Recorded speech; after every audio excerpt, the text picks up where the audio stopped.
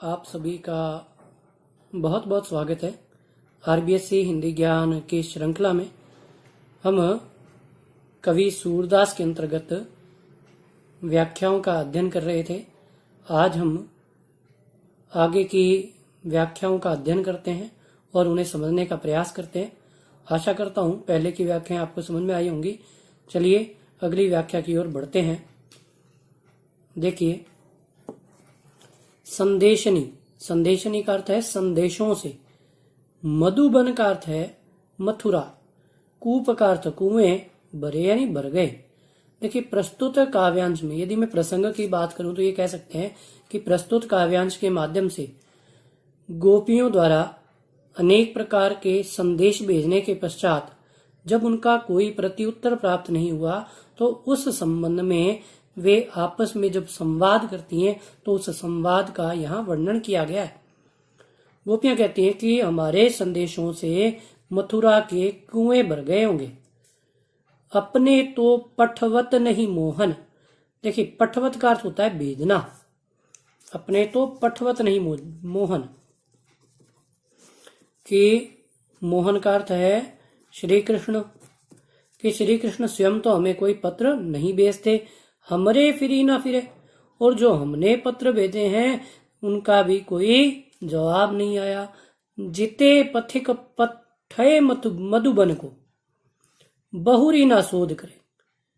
गोपियां कहती हैं कि हमने यहाँ से मथुरा की ओर गमन करने वाले राहगीरों को अनेक प्रकार के पत्र दिए, परंतु उन राहगीरों ने भी वहां से पुनः लौटकर आने की सुध नहीं की, विचार नहीं किया। केवे श्याम सिखाई प्रमोदे। केवे के हो सकता है कि श्री कृष्ण ने, प्रमोदे का अर्थ है प्रेम से,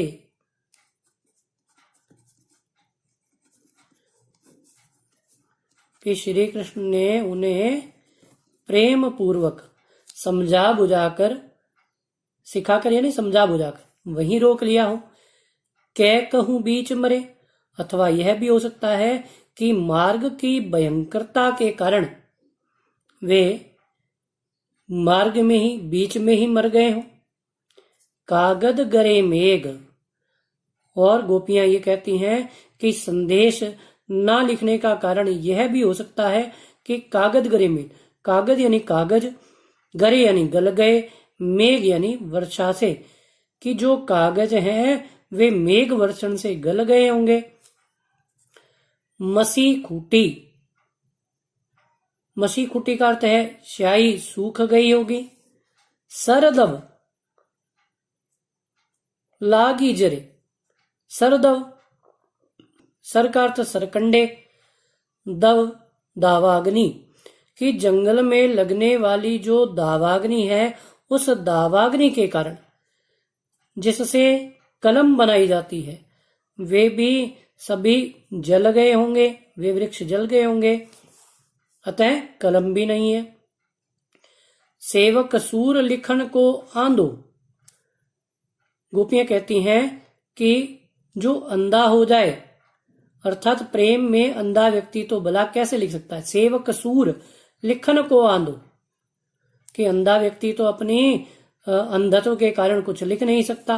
पलक कपाट अरे, कि हमारे नेत्र भी पत्र लिखने में बाधक बन रहे हैं, क्योंकि पलक कपाट अरे, नेत्र पर पलक रूपी किवाड़ भी अब क्या बाधा उत्पन्न कर रहे हैं, कारण या नेत्रों के आगे आ जाने के कारण नेत्र भी भलीभांति नहीं देख पा रहे हैं। इस प्रकार पत्र या संदेश भला कैसे लिखा जा सकता है। इस प्रकार गोपियों ने पत्र ना मिलने पर अपनी विवशता और पत्र ना लिखने का कारण भी यहाँ वर्णित किया है। देखिए, यदि विशेष की बात की जाए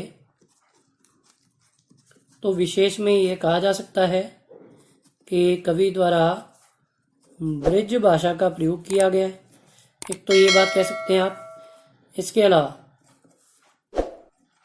पलक कपाट, पलक रूपी किवाड़, तो पलक रूपी किवाड़ का आ गया यहाँ पर, इसलिए यहां पर रूपक अलंकार का प्रयोग हुआ है। इसके साथ साथ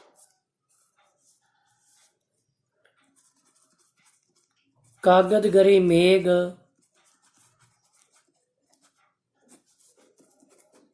मसी खूटी पंक्ति के माध्यम से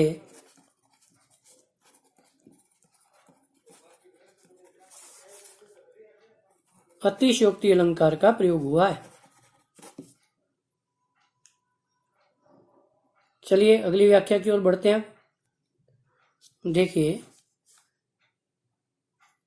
प्रस्तुत अगर मैं इस प्रसंग की बात करूं, इस व्याख्या के, तो यह कहा जा सकता है कि प्रस्तुत काव्यांश के माध्यम से कवि ने गोपियों द्वारा सगुण की सार्थकता को अनेक उपमानों के माध्यम से प्रतिपादित करने का प्रयास किया है।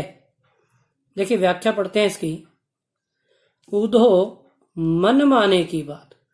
गोपियां उद्धव से कहती हैं कि हे उद्धव, यह तो मन के मानने की बात है। दाख छुहारा छांडी अमृत फल। देखिए दाख का अर्थ होता है किशमिश, छुहारा यानी सूखे मेवे, छांडी यानी छोड़कर, अमृत फल यानी अमृत रूपी फल। देखिए यहां पर अमृत रूपी फल की बात हुई है, इसलिए यहां रूपक अलंकार है।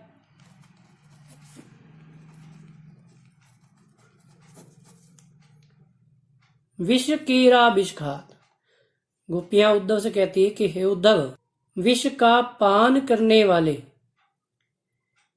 कीड़े को यदि किशमिश दे दी जाए अथवा सूखे मेवे दे दिए जाएं, अर्थात इस प्रकार के अमृत रूपी फल उसके स्पुर्द किए जाए, तो भी वह उन्हें छोड़कर विष का ही पान करता है, क्योंकि विष से उसका अतिशय स्नेह है। ज्यों चकोर को देई कपूर। इसी प्रकार चकोर नामक पक्षी को यदि कोई शीतलता प्रदान करने वाला पदार्थ कपूर दे, तो भी तजी अंगार अगात। तजी यानी छोड़कर, अंगार यानी अंगारे, तो वह उस शीतल पदार्थ को छोड़कर भी केवल अंगारों का ही पान करता है। मधुप यानी भ्रमर, करत यानी करता है, घर यानी घर, फोरी यानी फोड़कर, काठ यानी लकड़ी की भ्रमर भी कठोर से कठोर लकड़ी को फोड़कर उसमें अपने रहने के लिए घर का निर्माण कर लेता है। बंदत कमल के पात। परंतु संध्या काल के समय वह कमल की कोमल पंखुड़ियों में बंद कर रह जाता है, क्योंकि वह उससे अत्यधिक स्नेह करता है। जो पतंग हित जानी आपनो, दीपक सो लपटात। इसी प्रकार अपने प्रेम की विवशता के कारण ही पतंगा दीपक की लौ पर लिपटकर अपना प्राणोत्सर्ग करने में ही अपनी भलाई जानता है, अपना हित समझता है अथवा अपने लिए हितकारी जानता है।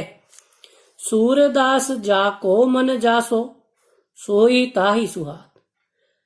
कवि सूरदास के शब्दों में गोपियां उद्धव से कहती हैं कि हे उद्धव, जिसका मन जैसा होता है, सोई यानी वही, ताही यानी उसे, सुहाद यानी अच्छा लगता है। जिसका मन जैसा होता है वही उसे हितकारी या लाभकारी या अच्छा लगता है।